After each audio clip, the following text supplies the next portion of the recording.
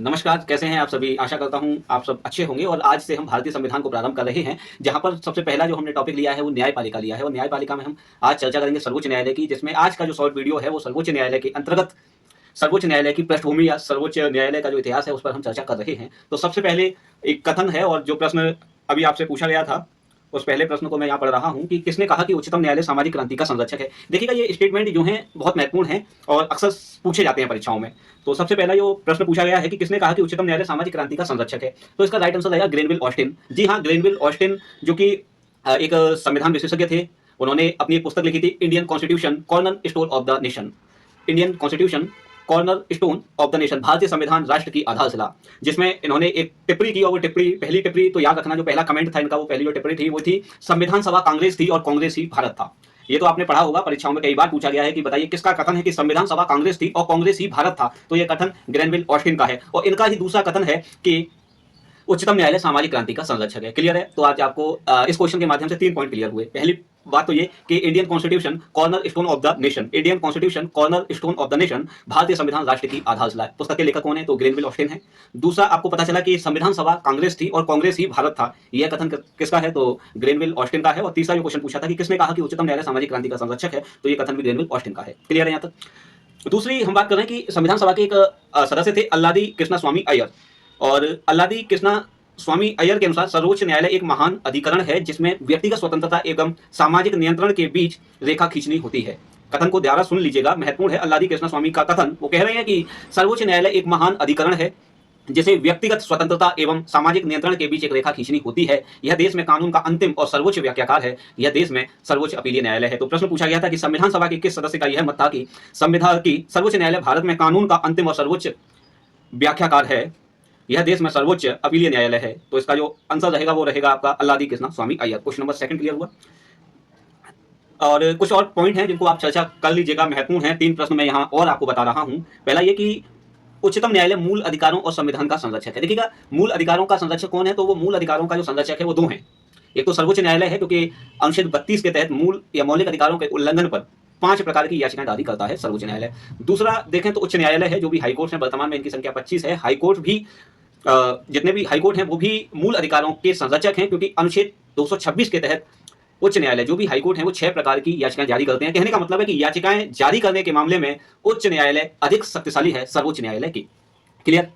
तीसरा यहाँ जो पॉइंट है कि इसमें एक प्रश्न और है, आप देखिएगा। हाँ, स्वतंत्रता से पूर्व भारत में सर्वोच्च अपीलीय अदालत कौन सी थी? ये तीसरा क्वेश्चन है आपका। स्वतंत्रता से पूर्व भारत में सर्वोच्च अपीलीय अदालत कौन सी थी? तो स्वतंत्रता से पूर्व भारत में जो सर्वोच्च अपीलीय अदालत थी वो आपकी judicial committee of privy council थी, जो कि ब्रिटेन में काम करती थी। क्योंककि भारत में जो 2 न्यायालय स्थापित किया गया, पहला जो न्यायालय था वो न्यायालय था आपका कलकत्ता सर्वोच्च न्यायालय, उसके बाद 2 सर्वोच्च न्यायालय और स्थापित किए गए, 3 हो गए। फिर उनको बाद में 1861 के अधिनियम द्वारा उच्च न्यायालय बना दिया गया। इसके बाद में संघीय न्यायालय स्थापित हुआ। यानी ये जो सब न्यायालय थे वास्तव में सर्वोच्च न्यायालय नहीं थे, क्योंकि इनके जो निर्णय होते थे उनके विरुद्ध अपील दायर की जा सकती थी, और वो अपील दायर होती थी लंदन की प्रिवी काउंसिल में।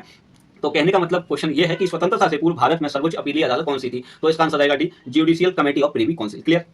देखिएगा, संपूर्ण भारत में न्यायपालिका है, तो संपूर्ण भारत में जो न्यायपालिका है वो एकल न्यायपालिका है। इस बात को याद रखिएगा, परीक्षा में प्रश्न पूछे जाते हैं। नंबर 5 है, भारत में न्यायपालिका की संरचना किसके समान है? पहला तो प्रश्न यही हो गया कि भारत में न्यायपालिका की संरचना किसके समान है? तो पिरामिड के समान है, जिसमें शीर्ष पर सर्वोच्च न्यायालय है। क्लियर है? यहाँ तक भारत में न्यायपालिका की संरचना पिरामिड के समान है, जिसमें शीर्ष पर सर्वोच्च न्यायालय, उसके नीचे उच्च न्यायालय, तथा अंत में या उच्च न्यायालय के नीचे आते हैं अधीनस्थ न्यायालय। पिरामिड बनाइएगा, उस पिरामिड में सबसे ऊपर रखते हैं हम सर्वोच्च न्यायालय, सेकंड नंबर पर उच्च न्यायालय हाईकोर्ट, तीसरे नंबर पर आते हैं अधीनस्थ न्यायालय, जिनमें जिला एवं सत्र न्यायालय को शामिल किया जाता है। क्लियर है?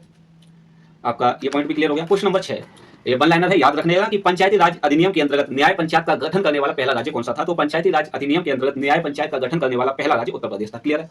क्वेश्चन नंबर 7 महत्वपूर्ण है। क्वेश्चन नंबर 7, 1773 के रेगुलेटिंग एक्ट, 1773 के रेगुलेटिंग एक्ट द्वारा भारत में पहली बार सर्वोच्च न्यायालय की स्थापना का प्रावधान किया गया। बात बिल्कुल सही है। इस कथन के आधार पर असत्य का चुनाव करें। तो याद रखना कि 1773 के रेगुलेटिंग एक्ट द्वारा भारत में पहली बार सर्वोच्च न्यायालय सुप्रीम कोर्ट की स्थापना का प्रावधान किया गया था। यह सर्वोच्च न्यायालय, यह हाई सुप्रीम कोर्ट, यह उच्चतम न्यायालय, 3 शब्द का यूज कर रहा हूं। सर्वोच्च न्यायालय भी बोल सकते हैं इसको, और मतलब उच्चतम न्यायालय भी बोल सकते हैं। तो 26 मार्च 1774 में यह उच्चतम न्यायालय कोलकाता में स्थापित हुआ। बात बिल्कुल सही है। कोलकाता में क्यों स्थापित हुआ? क्योंकि उस समय जो हमारे देश की राजधानी थी वो कोलकाता थी। इस बात को क्लियर रखना। तो दूसरा जो पॉइंट है इसमें एक मुख्य न्यायाधीश और 5 अन्य न्यायाधीश थे। ये बात गलत है, और गलत ही हमसे पूछी है, क्योंकि जो 1774 में कलकत्ता में जो सर्वोच्च न्यायालय स्थापित किया गया उसमें एक मुख्य न्यायाधीश के अलावा 3 अन्य न्यायाधीश थे। तो ये बात गलत हो जाएगी, क्योंकि 5 दे रहा है, 5 नहीं थे, 3 थे। और सर एलिजा इम्पेज के प्रथम मुख्य न्यायाधीश थे, और बाकी के जो 3 अन्य न्यायाधीश थे उनके नाम आते हैं चैम्बर्स, लिमिस्टर तथा हाइट। क्लियर। और चौथा जो पॉइंट है, कोलकाता सर्वोच्च न्यायालय के अंतर्गत बंगाल, बिहार और उड़ीसा का क्षेत्र शामिल था। ये बात बिल्कुल सही है। क्लियर है। एक और बात याद रखना कि एक क्वेश्चन ये भी पूछा जाता है कि भारत का सर्वप्रथम उच्च न्यायालय कहां स्थापित हुआ। देखो, सर्वोच्च न्यायालय भी कोलकाता में स्थापित हो रहा है, उच्च न्यायालय भी कोलकाता में स्थापित हो रहा है। किस तरह स्थापित हो रहा है उसके बारे में चर्चा कर लेंगे। तीसरा जो प्रश्न है 18 देखिएगा, ये हो गए। अच्छा, 1800 में दूसरा सर्वोच्च न्यायालय मद्रास में स्थापित हुआ, और 1823 में तीसरा सर्वोच्च न्यायालय बॉम्बे में स्थापित हुआ था।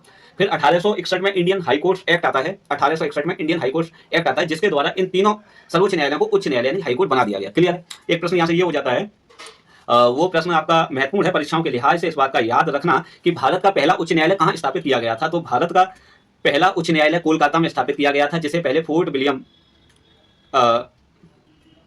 न्यायिक उच्च न्यायालय कहा जाता था। क्लियर है। और इसकी जो स्थापना की थी वो, चूंकि अधिनियम 1861 का था, इसलिए उच्च न्यायालय की जो स्थापना की गई वो 1 जुलाई 1862 में की गई।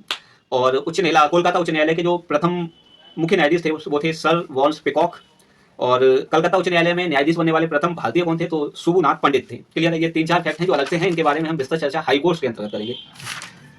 ये अच्छा, इसके बाद आता है एक पॉइंट, और एक पॉइंट क्वेश्चन आपका है इसके बाद में।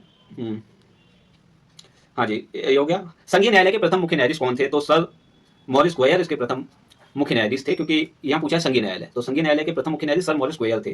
क्लियर। अगला पॉइंट है क्वेश्चन नंबर 9, भारत शासन अधिनियम 1935 के तहत भारत में संघीय न्यायालय स्थापित किया गया। इसमें असत्य को चुनना है। तो देखिएगा, भारत शासन अधिनियम 1935 के अंतर्गत संघीय न्यायालय की स्थापना की गई फेडरल कोर्ट ऑफ इंडिया, और यह संघीय न्यायालय 1 अक्टूबर 1937 को संसद भवन के चैम्बर ऑफ प्रिंसेस दिल्ली में स्थापित हुआ। बात बिल्कुल सही है, यानी कि ऑप्शन नंबर सी आपका सही है। इसमें एक मुख्य न्यायाधीश के अलावा 6 अन्य न्यायाधीश होते थे। ये बात भी बिल्कुल आपकी सही है, यानी कि बी ऑप्शन आपका सही हो गया है।